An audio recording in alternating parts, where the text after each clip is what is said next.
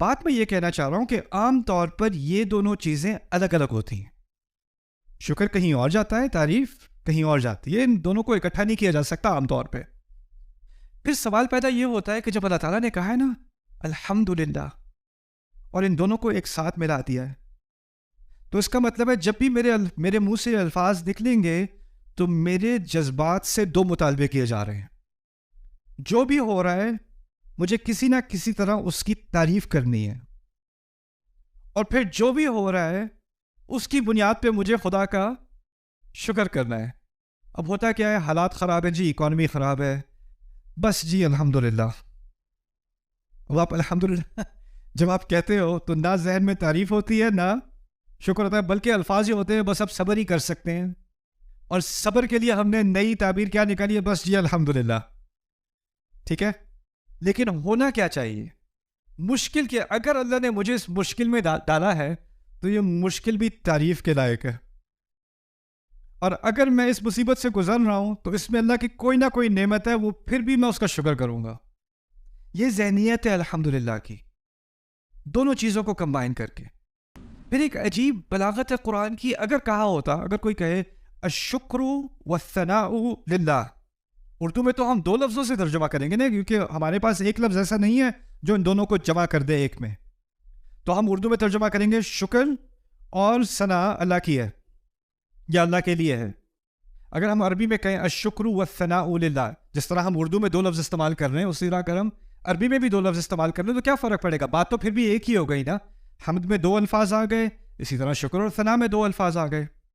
تو اصل میں عربی زبان اللہ تعالیٰ نے اس لیے چنی کہ اس کے اندر بہت زیادہ سینسٹیوٹی ہے, بہت حساسیت ہے.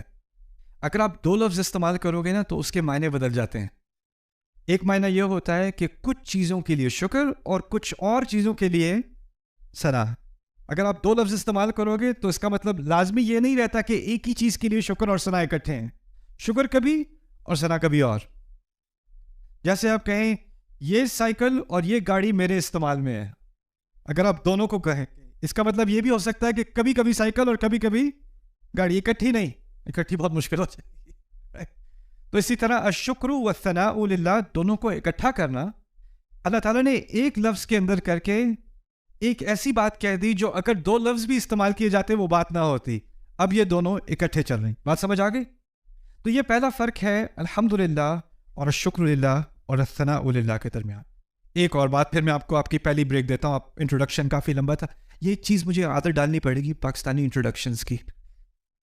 میں دنیا میں کہیں بھی جاتا ہوں انٹروڈکشنز نہیں ہوتے, یہاں ہوتے ہیں. ایک یونیورسٹی میں یہاں پہ گیا تھا, وہاں پہ 6 انٹروڈکشنز تھے. انٹروڈکشن کرنے والے نے اگلے انٹروڈکشن کرنے والے کا انٹروڈکشن کیا, پھر انہوں نے اس اگلے وہ ایک پوری ایک جس طرح حدیث میں روایت ہوتی ہے نا عن کذا و کذا و کذا,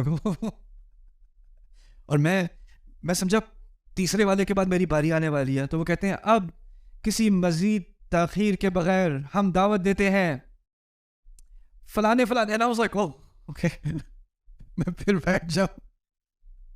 لیکن خیر, میں چاہتا ہوں کہ آپ کا فوکس رہے, تو میں آپ کو ایک اور بات اس سیشن میں بتاؤں گا, اور وہ ہے خطبے میں آپ نے کبھی سنا ہوگا, جمعے کا خطبہ اگر آپ ٹائم پہ جاتے ہو تو خطیب جب اپنا خطبہ شروع کرتا ہے تو شروع میں کہتا ہے ان الحمد للہ. سنا ہے کبھی؟ الحمد للہ نہیں کہتا, کیا کہتا ہے؟ ان الحمد للہ. اب ان کا اضافہ آ گیا خطبے میں. ان کا کیا مطلب ہے؟ بے شک تو بڑا اچھا لفظ ہے. اگر فاتحہ میں کہہ دوں ان الحمد للہ, کیا فرق پڑ جائے گا؟ بلکہ یہ تو ایک زیادہ قوی سٹیٹمنٹ بن جائے گی نا. بے شک ہم تعریف اور شکر اللہ کے لیے. تو ان کہنے سے یا نہ کہنے سے کیا فرق پڑتا ہے؟ اس کی 2 وجوہات ہیں. پہلی وجہ وہ یہ ہے کہ اس کو سمجھنے کے لیے عربی میں ٹیکنیکل الفاظ ہیں, لیکن میں آپ کو آسان زبان میں سمجھاؤں گا. عربی میں کہتے ہیں خبر انشائی, خبری کلام انشائی. لیکن عام زبان میں آپ کبھی کبھی زبان استعمال کرتے ہو معلومات دینے کے لیے. آپ سے کوئی پوچھے موسم کیسا ہے؟ اچھا ہے, آپ نے معلومات دے دی. کیا حال چال ہے؟ ٹھیک ٹھاک ہوں, آپ نے معلومات دے دی. کبھی کبھی منہ کھلتا ہے کسی سے بات کرنے کے لیے, آپ اس تک کوئی معلومات پہنچا رہے ہو, وہ خبر دے رہے ہو, اس کو کلام خبری کہتے ہیں. کبھی کبھی آپ کا منہ کھلتا ہے, اس میں معلومات نہیں ہوتی, اس میں صرف جذبات ہوتے ہیں. میں آپ کو مثال دیتا ہوں. فرض کریں آپ نے یہاں پر آپ کی سیٹ ہے, بریک ہوئی, آپ بریک میں چلے گئے اور آپ کو پتا ہے کہ کوئی آپ کی سیٹ میں بیٹھنے والا تھا, تو بریک کے فوراً بعد آپ بھاگ کے واپس آئے اور اپنی سیٹ میں واپس آ کے بیٹھ گئے. ابھی کوئی بھی نہیں بیٹھا, آپ کو چین آ گیا کہ آپ اپنی سیٹ پہ واپس آ کے بیٹھ گئے. بیٹھتے ساتھ ہی کہا الحمدللہ,